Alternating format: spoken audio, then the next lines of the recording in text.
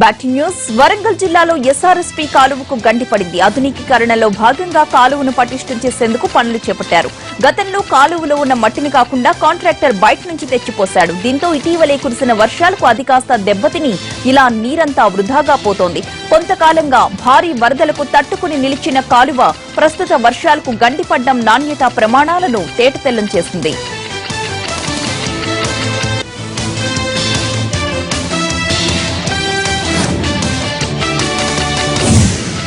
వరంగల్ జిల్లాలో నాలాలపై ఉన్న అక్రమ నిర్మాణాలను కూల్చివేస్తున్నారు అధికారులు. హంటర్ రోడ్లోని బొందికుంట నాలాపై ఉన్న నిర్మాణాలను కూల్చేశారు. అక్రమ నిర్మాణాల కూల్చివేత నిరంతరాయంగా ఉంటుందన్నారు అధికారులు. కబ్జాదారులు ఎంతటి వారైనా ఉపేక్షించేది లేదంటున్నారు అధికారులు.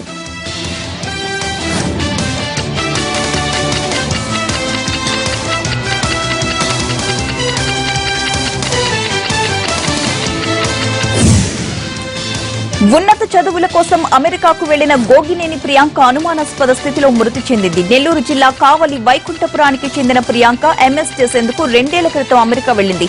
చదువు పూర్తయిన తరువాత లాస్ వెగాస్ లో ఉద్యోగం సంపాదించింది. నిన్న ఉదయం జాగింగ్ కు వెళ్లిన ప్రియాంక హిట్ లేక్ దగ్గర చనిపోయి కనిపించింది. దీంతో ప్రియాంక స్వగ్రామంలో విషాద ఛాయలు అలముకున్నాయి. ఉన్నత చదువు కోసం అమెరికా వెళ్లిన కుమార్తె ఇలా మృతి చెందడంతో ఆమె తల్లిదండ్రులు కన్నీరు మున్నీరవుతున్నారు. ప్రియాంక కాళ్లు కడుక్కునేందుకు వెళ్లి ప్రమాదవశాత్తు పొలంలో పడి చనిపోయి ఉంటుందంటున్నారు పోలీసులు.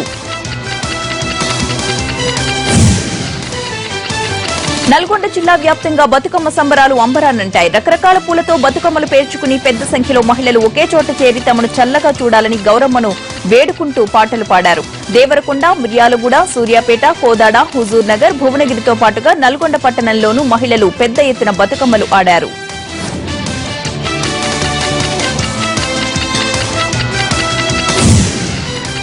తమిళనాడు ముఖ్యమంత్రి జయలలిత ఆరోగ్య విషయంలో అనవసరమైన గోప్యత పాటించాల్సిన అవసరం ఎందుకొస్తోందని డీఎంకే అధ్యక్షుడు కరుణానిధి అసహనం వ్యక్తం చేశారు. జయలలిత తీసుకునే చికిత్స విషయంలో గుట్టుగా వ్యవహరించడం వల్ల ఆమె ఆరోగ్యంపై పుకార్లు వస్తున్నాయన్నారాయన. జయలలిత తనకు సైద్ధాంతిక విభాగాలు ఉన్నప్పటికీ ఆమె సంపూర్ణ ఆరోగ్యంతో ఉండాలి అన్నదే తన అభిమతమని స్పష్టం చేశారు. జయ ఆరోగ్యంపై పుకార్లు ఆగాలంటే ఆమె ఆసుపత్రిలో ఉన్న ఫోటోలను విడుదల చేయాలని డిమాండ్ చేశారు. బీహార్ ఆర్జేడీ నేత షాబుద్దీన్ బెయిల్ ను రద్దు చేసింది సుప్రీంకోర్టు. రాజీవ్ రోషన్ హత్య కేసులో అరెస్ట్ అయ్యాడు ఈ క్రిమినల్ టర్న్డ్ పొలిటీషియన్. ఇటీవలే పాట్నా హైకోర్టు బెయిల్ మంజూరు చేసింది. ఆ తీర్పును సుప్రీంకోర్టులో సవాల్ చేసింది బీహార్ గవర్నమెంట్. వాదనలు విన్న ధర్మాసనం హైకోర్టు తీర్పును కొట్టివేస్తూ బెయిల్ రద్దు చేసింది. బెయిల్ మీద విడుదలైన రోజే సీఎం నితీష్ కుమార్ ను సవాల్ చేశాడు షాబుద్దీన్. పెట్రోల్ రేట్లు స్వల్పంగా పెరిగాయి. లీటర్ పెట్రోల్ పై 28 పైసలు పెరగ్గా డీజిల్ రేట్లు మాత్రం తగ్గాయి. లీటర్ డీజిల్ స్వల్పంగా 6 పైసలు తగ్గించారు.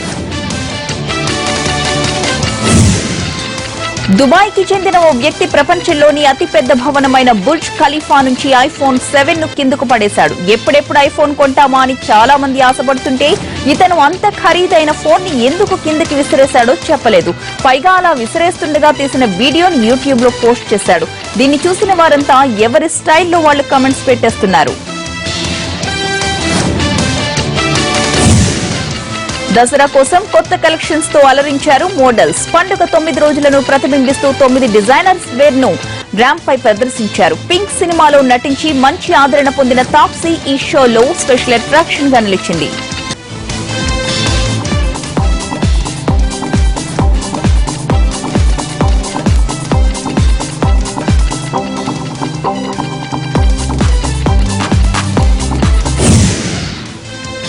అమెరికా న్యూజెర్సీలోని ఫ్లైన్స్ బోరోలో క్రికెట్ గ్రౌండ్ ప్రారంభమైంది. నార్త్ అమెరికన్ తెలుగు అసోసియేషన్ సభ్యుల విజ్ఞప్తితో స్థానిక ప్రభుత్వం గ్రౌండ్ ని ఏర్పాటు చేసింది.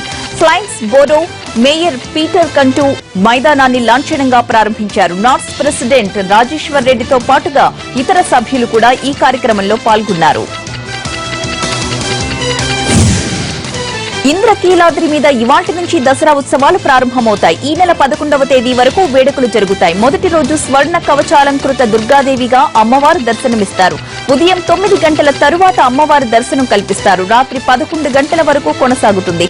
ఈ రోజు రాత్రి నుండి అమ్మవారికి స్నపన కార్యక్రమాలు జరుగుతాయి. పుష్కరాల తరువాత వచ్చిన తొలి దసరా ఉత్సవం కావడంతో ఈసారి 11 అవతారాల్లో బెజవాడ దుర్గమ్మ భక్తులకు దర్శనం ఇవ్వనున్నారు. 3500 మంది పోలీసులతో భారీగా భద్రతను ఏర్పాట్లు చేపట్టారు. తిరుమల శ్రీవారి వార్షిక బ్రహ్మోత్సవాలకు కూడా ఏర్పాట్లు పూర్తయ్యాయి. అక్టోబర్ 3 నుంచి 11 వరకు వేడుకలు నిర్వహిస్తామన్నారు టీటీడీ ఈవో సాంబశివరావు.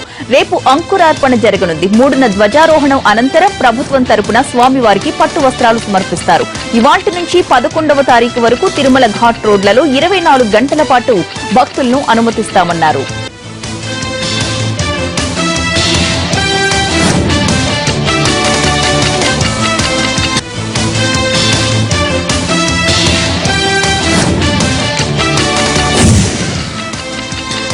ఇవి 30/60 అప్డేట్స్. నెక్స్ట్ లైవ్ షో ప్రసారమవుతుంది. Stay tuned.